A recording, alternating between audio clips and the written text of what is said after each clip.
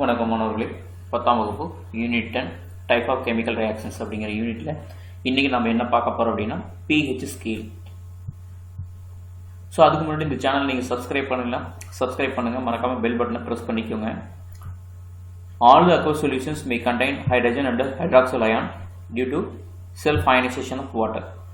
In addition to this ionization, substances dissolved in water also may produce hydrogen ions or hydroxyl ions.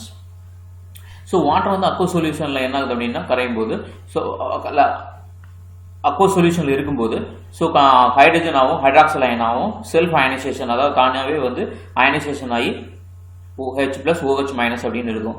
So இந்த அயனைசேஷனில் வந்து so H+ ஆகவும் OH- அயனாகவும் இருக்கு. The concentration of the ions decided where the solution is acidic or basic. So இந்த concentration of the ions தான் வந்து எது என்ன பண்ணுறதுன்னா டிசைட் பண்ணுறது, அது அசிடிக்காக இருக்குமா பேசிக்காக இருக்குமாங்கிறது அந்த கான்சன்ட்ரேஷனை பொறுத்து தான் இருக்கு. So pH scale is a scale for measuring the hydrogen ion concentration in solution. So pH scale, power of hydrogen, pH scale வந்து சொல்யூஷனில் H+ அயனோட கான்சன்ட்ரேஷனை நம்ம மெஷர் பண்ணுறோம். The P in pH stands for potence, in German meaning power. So H pH notation was devised by the Danish biochemist so 1909. அதாவது pH அப்படின்னா என்ன சொல்றோம்னா power of hydrogen, potence, P for potence. So அதாவது potential அப்படின்னு சொல்லலாம். German லாங்குவேஜில் potence அப்படின்னா பொட்டன்ஷியலாக இருக்கு, பொட்டன்ஸ் அதாவது power. So power of hydrogen.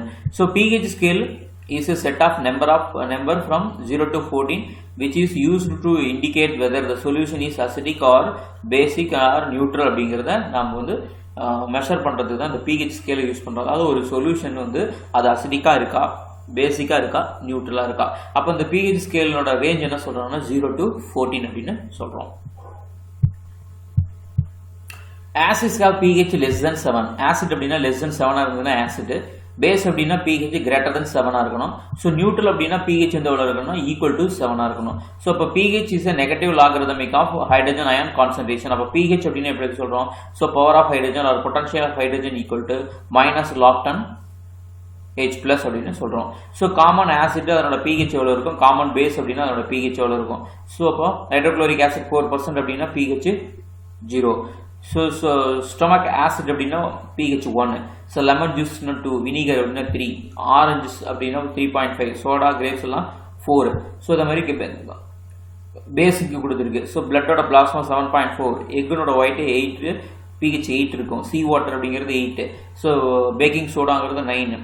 So antacids அப்படிங்கிறது 10, அமோனியா வாட்டர் அப்படிங்கிறது 11. ஸோ இந்த மாதிரி ஒரு லிஸ்ட் ஆஃப் டேபிள் கொடுத்துருக்கு. ஸோ அதுக்கு அடுத்தது how we can measure the pH of a given solution using pH paper. So ஒரு சொல்யூஷன் நமக்கு கொடுக்குறாங்க. ஸோ அந்த சொல்யூஷனோட pH எப்படி வந்து நம்ம ஒரு pH பேப்பர் வச்சு மெஷர் பண்ணுறது அப்படிங்கிறத ஸோ அடுத்தது பார்க்கலாம். So the pH of a solution can be determined by using the universal indicator. It contains a mixture of dyes.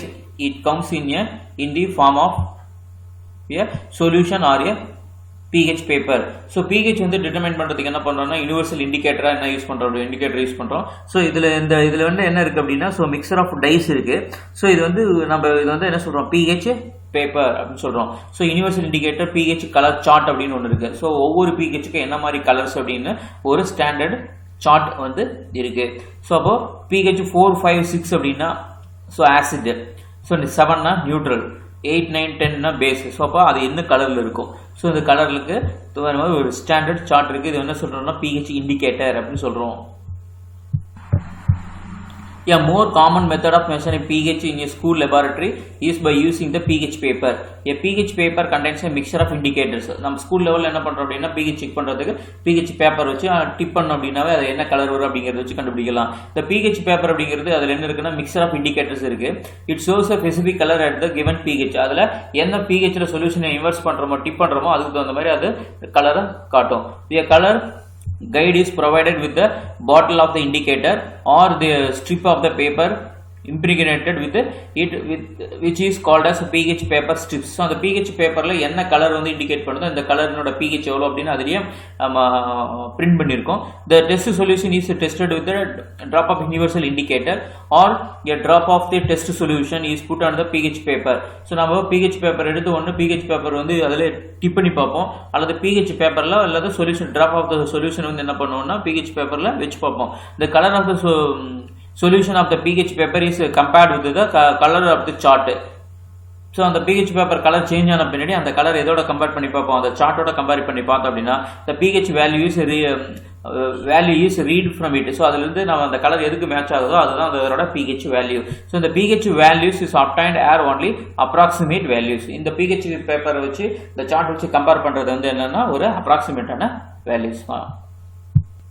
So இந்த கெமிஸ்ட்ரி ட்ரெண்டிங் அப்படிங்கிற சேனலை சப்ஸ்கிரைப் பண்ணுங்கள், மறக்காமல் பெல் பட்டனை ப்ரெஸ் பண்ணி ஆல் அப்படிங்கிறத ப்ரெஸ் பண்ணிக்கோங்க. அப்போ தான் அடுத்தடுத்து போடக்கூடிய வீடியோஸ் வந்து உங்களுக்கு நோட்டிஃபிகேஷனில் வரும்.